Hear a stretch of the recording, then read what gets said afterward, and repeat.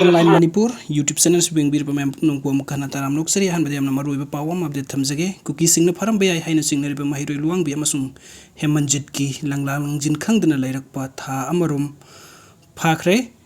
aduga mathang update asina kokomi gi khongjung bu sogoladuna pauna amadi thangal kaithel da sintha leptuna wakat mifam famkhre awaya khumgi thodok manba mong da none district ta ZUF na NSCN IMB captain ani hatkhre Gumatang update asina more tamna sangsin ki state forcing kuki no pising na lambi thatuna sanghalakta badagi yosin bangam dana tengno palda panduna laikhre iraiba ki damakta songthok pirak liba singna ngasi khongsata saruk yabiu kokomi Kuki Independence War Memorial Committee kadai de leibano hangnarakle Kuki zo militant singna phamba chalaga hipthage hairakle separate administration gi manung da legislative power laibi union territory pigadabani talakle Kuki militant singa tera kongsang bi amasung tharoi lokta khut thokna bada khunja hum nongmaina pale Mr Joram Thanga oiroi daba mangmang duna khut thingjalakanu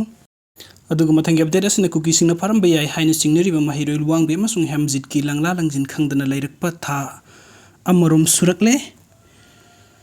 Hemanjit ki mobile phone gi last location KUKISING tabal lamdamda oi haiduna cyber crime na khanghalakhi hairi Manipur da hojik thok libe rang asigi marakta mafam khangdana mangkhiba maheiroi hijam luwangbi linthoingambi amasung phijam Hemanjit ki ani thiba khangdana lairakpa tha ama phajilakadore KUKISINGNA icha ani bu phajinduna mafam khangandana soidana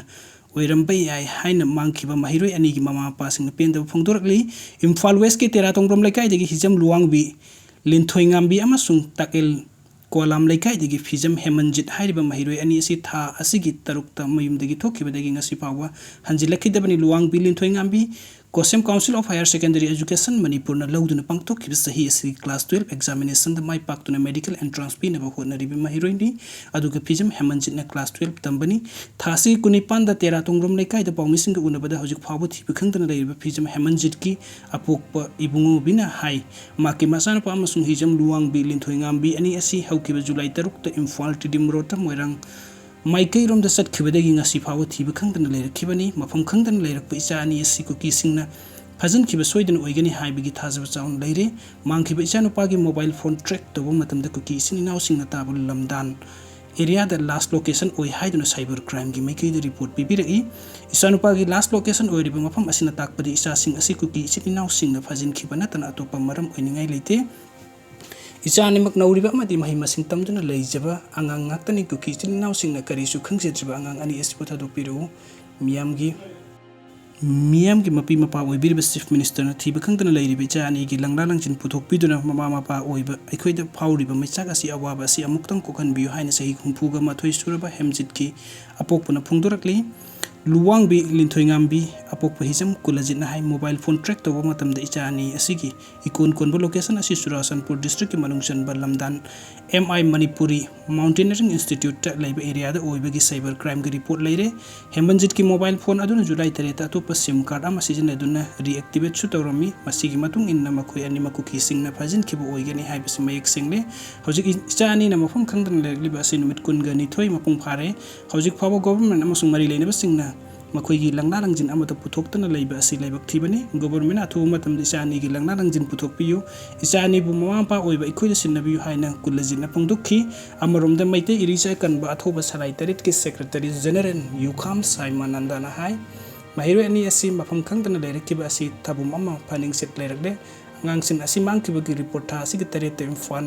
police station da tawkhibani adubu hojik phawba makhoi gi kariumba Langla langjil amata puthokpa ngamdana leiri police ke maikai dege hojik irang asina maram oiraga lamdan tamna changsinba matamda khudung chade irang si khara intharaga tawsi haiduna phungdorkhiba asi yamna leibak thibani tampakta mating phudokpa ngambagum singda su sapsana mating phudung aninge singdana lo ama tampaktana lo ama chatnabagi mawngda leiba asi yaningde maram aduna tha asi kuntra phawbagi manungda mangkhiba maheiroi ani asigi Langla langjil government amadi mari leinabana puthokadabani masi thabukto thoraktaba taragadi lup asina maheiroi khunai ga loinana akanba khung chingsilagani haina su Saimanandana phungdokhi aduga mathang update asina kuki militant singa tera khongsang bi amasung tharoi lokta khut thoknabada khunja hum nongmaina pale Manipur gi yel hupur mitai sing state asigi territorial integrity ka henna ba akanba power ka yan honorable basu makhatana mairong yananaba khongpam setna leblingei cherakta kuki jopur ki khulai paiba state khar na state asidagi separate administration gi wari sanarakpada union territory phawbagi wafam kangthorakpadagi khangkan kansilagliba kuki militant singi landa da mayuk naduna khuthokna khibada khunja ahum soktuna laikan nakhre thaudok asing ase ayuk angan ba pung ahum lom tarakpada surasanpur ga bisnupur ga lona bada leiba tera khongsang bi maningi mafam amada leiba kuki militant singi kem amadagi khut thaba horakpadagi khulngak liba khunja sing amasung state force na mayuk naduna nongmai kapna khraba matung makha tana nungtin pung mari rom tarakpada ayuk angan ba amuk hanna nakal ani gi marakta bom kapsin ba yauna khuthokna rakhiba thaudokni tungda tharoi lok phawo yosilaktu na numidang atheng phawo da khuthok na bada khunja na ha amanong maina panduna sokhibani ahan ba nongalam da gi thaudok asi kuki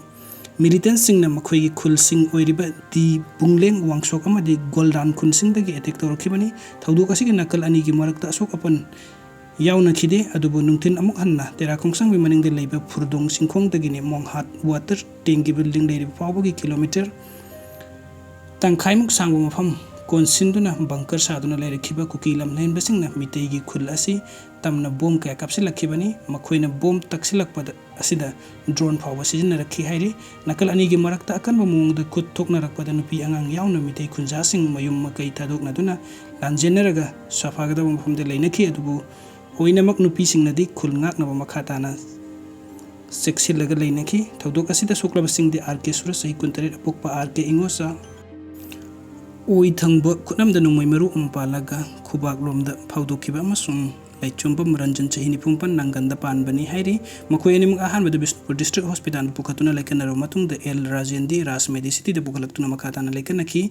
nungmai kapna ngai manungda mahakna nungtin pung manga rom tabada soklaga surjan nungtin pung mariga makhai rom tabada sokpani hairi mafam asigi lanfam asida numidang phawda nakal ani gi marakta ngahak kanaraga khuthoknabagi thodok makhatana sathaki hairi duga mathangi update asinna kaukrak chingthakdagi kuki militant sing nongmai kaplakre ngarang midang pung taren makhairom tarakpada Imphal West ki lamsang PS na koliba kaukrak chingthakta numit kayani gi mamangdagi bunker sing sadun leragliba kuki militant sing na khulasi tamna nongmai around khara kapthorakre adum oinama khulasi bu ngagliba khunja sing gi maikai dagi di makhoina kai hauduna nongmai maru tinghanna bu honarakpani khanduna khut hankide hairi